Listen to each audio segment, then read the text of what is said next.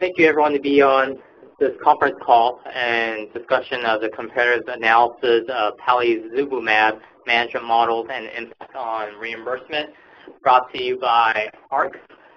My name is Chang. I'm one of the principal investigators in this analysis, and today we want to give you some ideas of how to manage this particular medication, Palivizumab, through our ARC process and how it compares to the current models being utilized by the state and by payers such as yourself.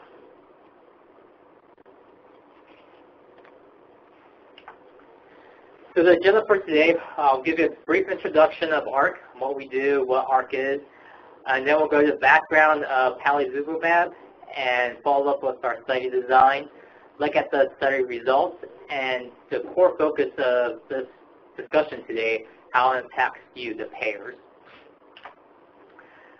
So ARC stands for Authorization Request Coordination. We're actually a specialty healthcare management company.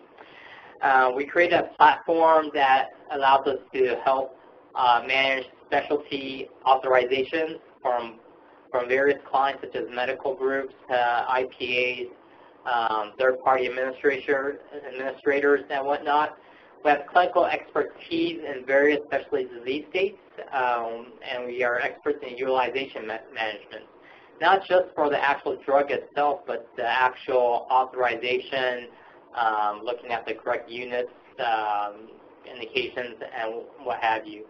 Additionally, we do provide clinical evaluations through our proprietary platform and make the appropriate clinical recommendations in collaboration with our panel of pharmacists and medical professionals such as physicians and the respective special disease states. In addition, we have an extremely advanced technology platform that drives our ARC process with real-time data reporting, electronic data interchange capabilities.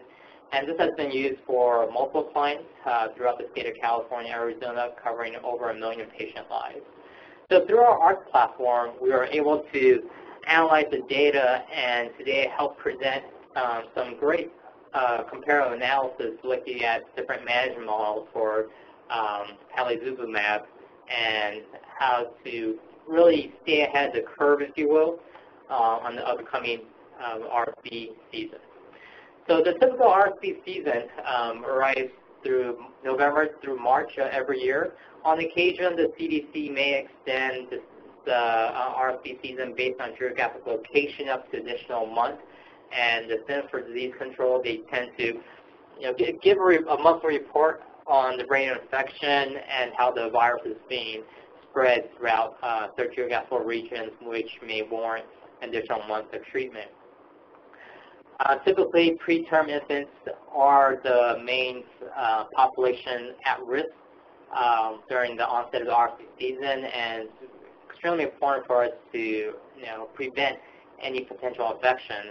Typical RSV hospitalization cost is estimated between $11,000 and $14,000 per hospital admission. Now, granted, this RSV season is multiple months, so there is a potential for patients to be readmitted, and there are repercussions on having patients being readmitted multiple times, both financially and overall health of the patient in general. Palivizumab is currently distributed through a closed network of pharmacies. The listed below are the current NDCs for the 2 different vial strains that are available, a 50 milligram single-use vial and 100 milligram single-use vial.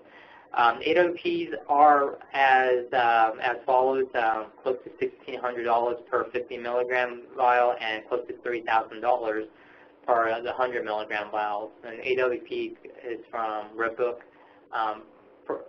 prices, which was back in July. So there may be a fluctuation in the price before the season starts, but check your appropriate resource to find the most current AWP listing for it.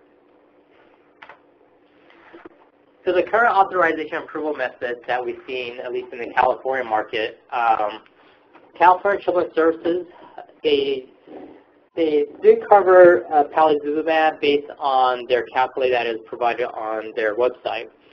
This calculator gives you guidance on the amount of medications that should be approved during the RSV season, and it's really estimated based on the linear growth pattern of 1 kilogram per month weight gain.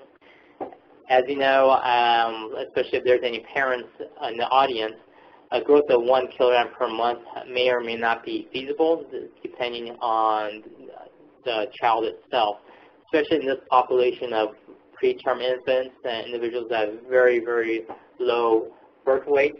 Such linear growth pattern may not be the most accurate prediction for this type of medication.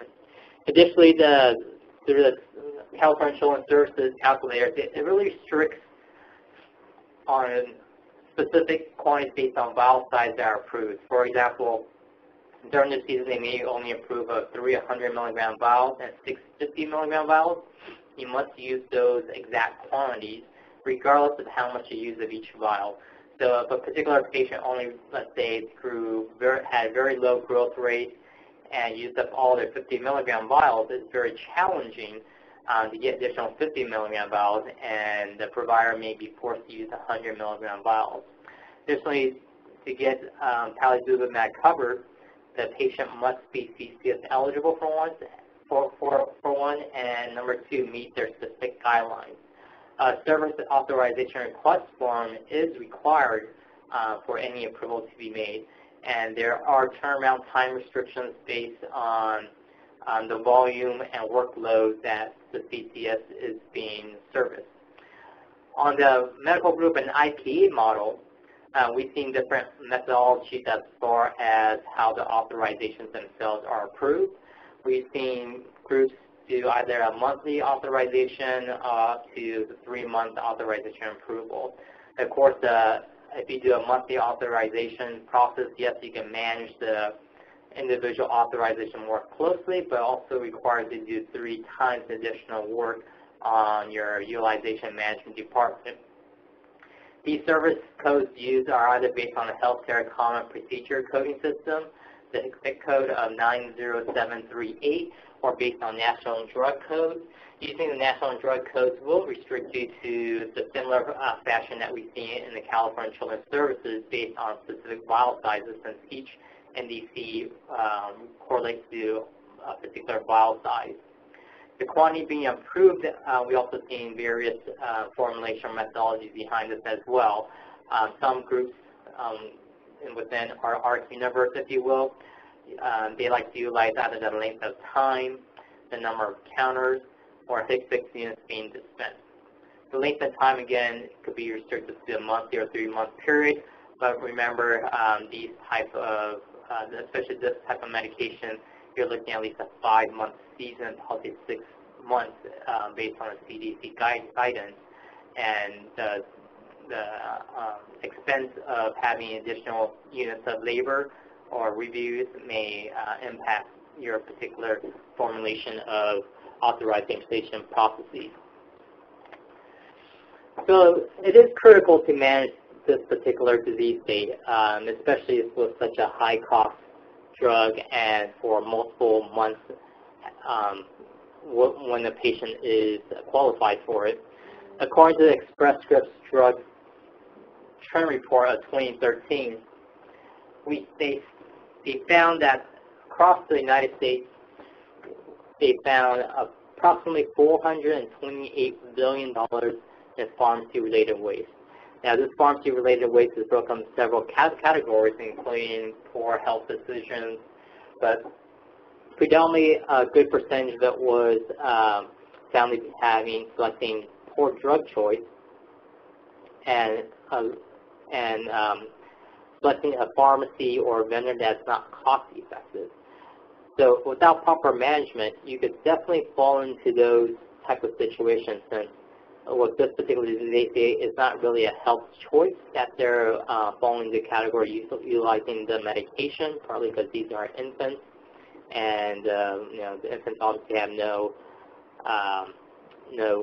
responsibility in being born early or having any congenital risk factors. But the key is whether the selection of the correct pharmacy, vendor, or physician is the most cost-effective group for you, and management is really the key in this case. Looking at California, we see about close to $1,400 per capita pharmacy-related waste.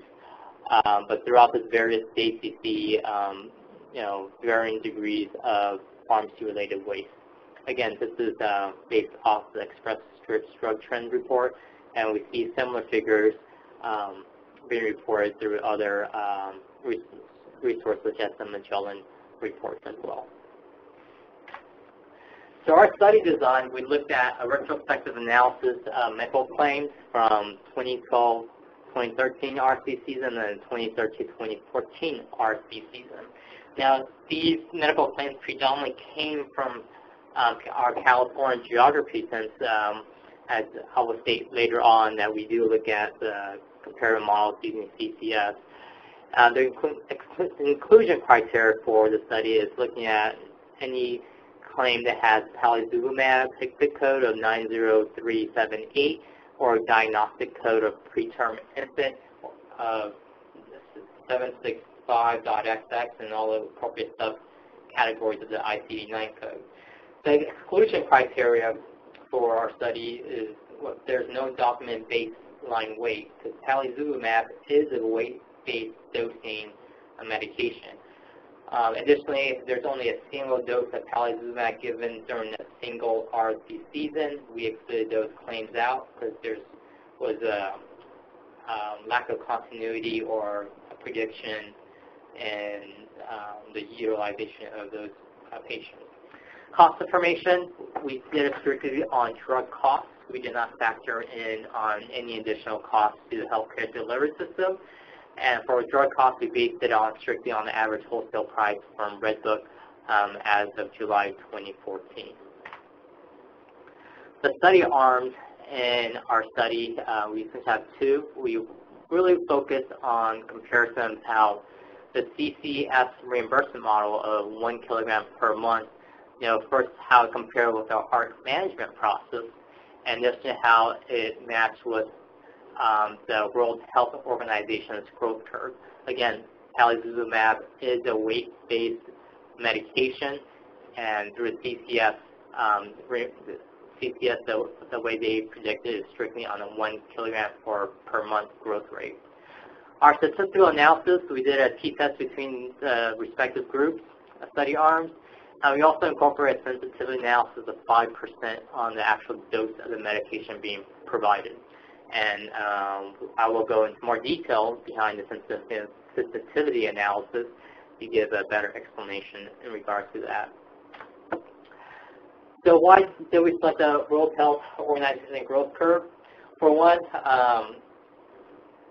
we had the option of looking at the CDC growth curve. However, for this particular disease state, looking at preterm infants, the birth rates were actually so low that the CDC did recommend the use of a World Health Organization's growth curve.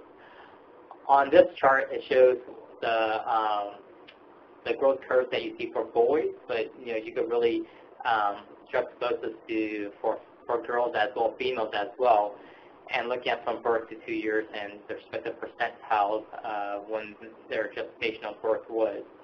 The red bold line represents a linear growth model, so you can almost infer that as a CCS growth pattern. Just looking at the growth curve from the WHO, you can see already that it follows a logarithmic growth curve, which is predictable, partly because it's not logical for anyone to grow linearly throughout their lifetime, and there has to be some sort of plateau. So that was one of our impetus of having this analysis, looking at how a state organization predicts Palivizumab and how it reflects within our process using the ARC platform, and another benchmark of looking at the World Health Organization's growth curve.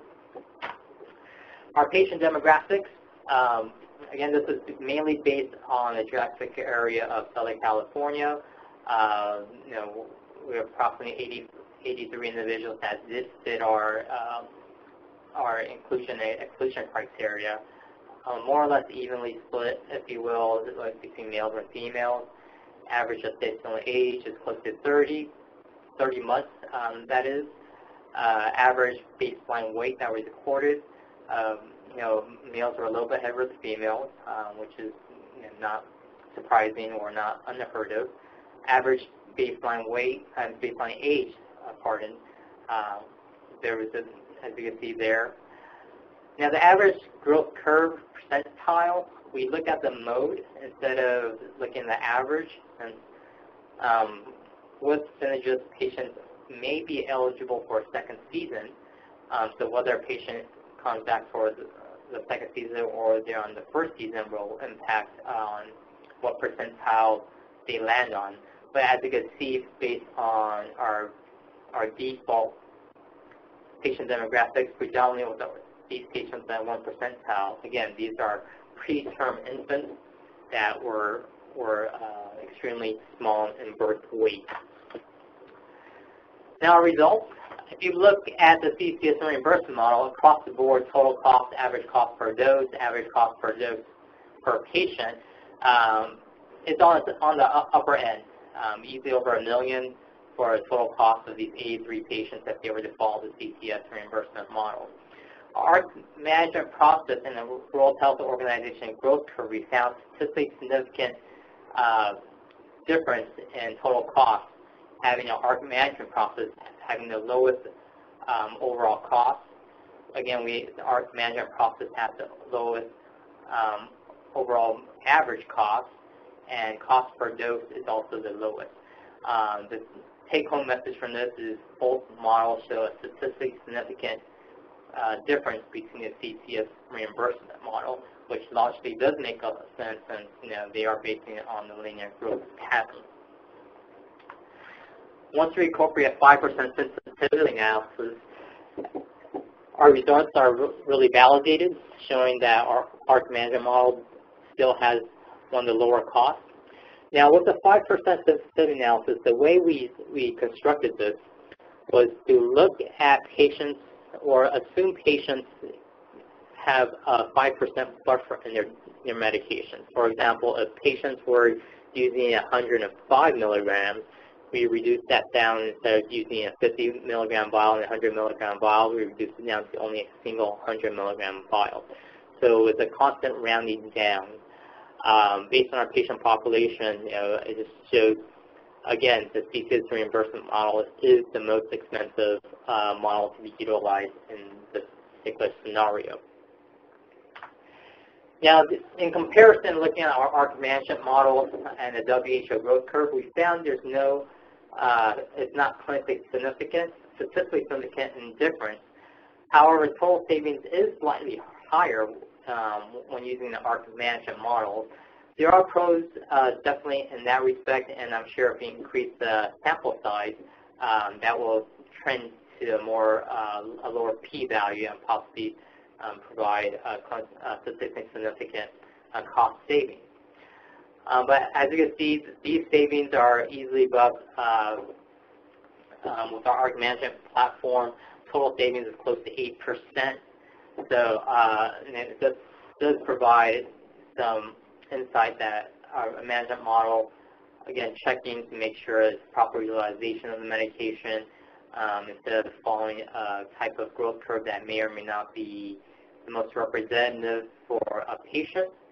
Our management model does help, in a sense, to fine-tune certain things. And with our platform, we have a very efficient process that does save and maximize savings for the clients that are involved.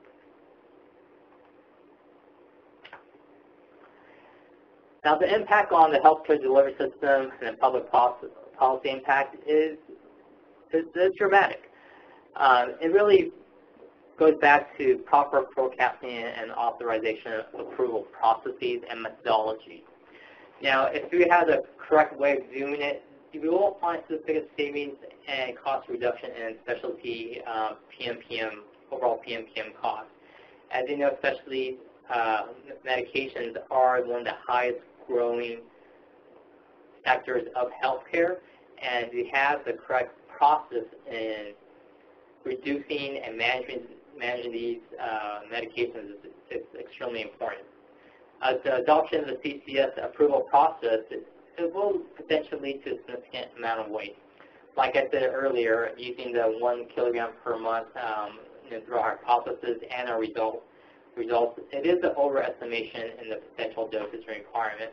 And having this NDC or vial restriction policy, you essentially put the healthcare providers at a very difficult situation, because any changes in the SARF request that was initially made need to be amended and may cause a delay in servicing the patient.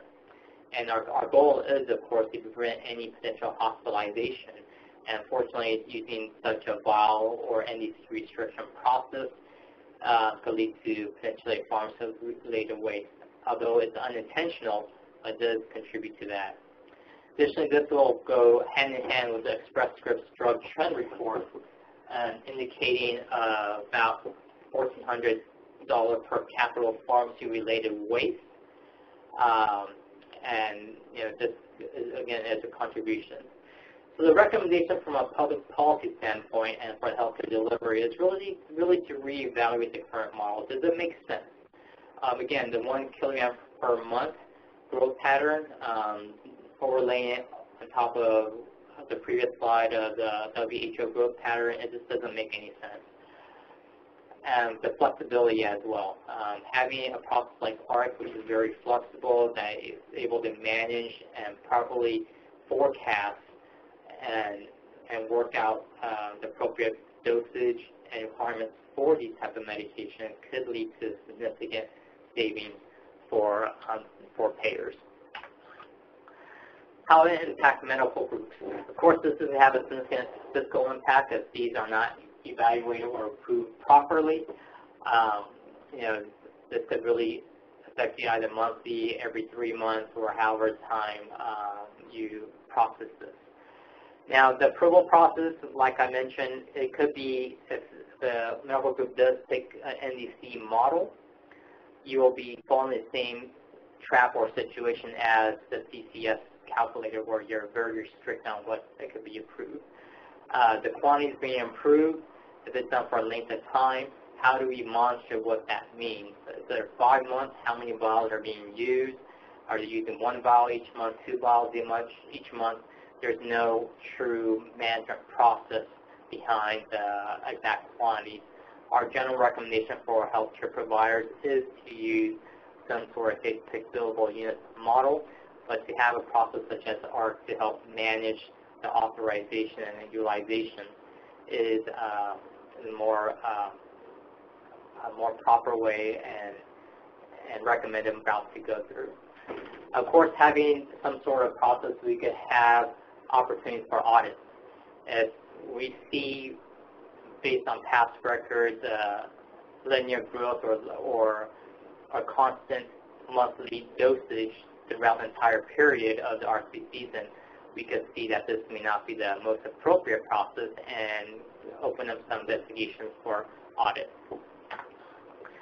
So in preparation for the upcoming RSV season, it is very critical for all the payers to really determine, one, if they are able to access Palivizumab. Since currently this is a closed network, closed distribution network for this medication, so check with your current vendors to see if they have access to it, both specialty pharmacies, physician offices. Number 2, to assess whether the vendor has the correct tools to help manage this disease and medication. Like what the Express Scripts drug trend report stated, there is a good portion of pharmacy-related waste that's dedicated to choosing a cost-ineffective vendor, and improvements can be made. We could do retrospective evaluations looking at utilization, i.e. audits, and or have a request for proposal from your vendors to see their capabilities in managing this disease. proper forecast would help as well, so you can have a better physical outlook. You can either use that last year carry forward methodology or anticipate what the patient load will be based on your clinical patient medical records, looking at weight, and examining at birthing centers and data. With these, you could definitely implement models for audits and compliance. Again, if we have some sort of proper methodology, you can set this up for great audits and compliance. So any questions to how ARC can manage and how we looked at the different management models for Palivizumab, feel free to be on this call after we end, and I'll be more than happy to answer any questions that you may have. Additionally, feel free to email me directly. My email is on the screen, jerry@nsassociatesllc.com. We'll be more than happy to respond to any inquiries you have and provide any assistance you have of the upcoming RSV season. With that said, I wish everyone the best of luck. The RSV season is coming up in hand, and we hope you have a good grasp of it. And thank you for listening to our presentation today. And we'll take any questions the audience may have.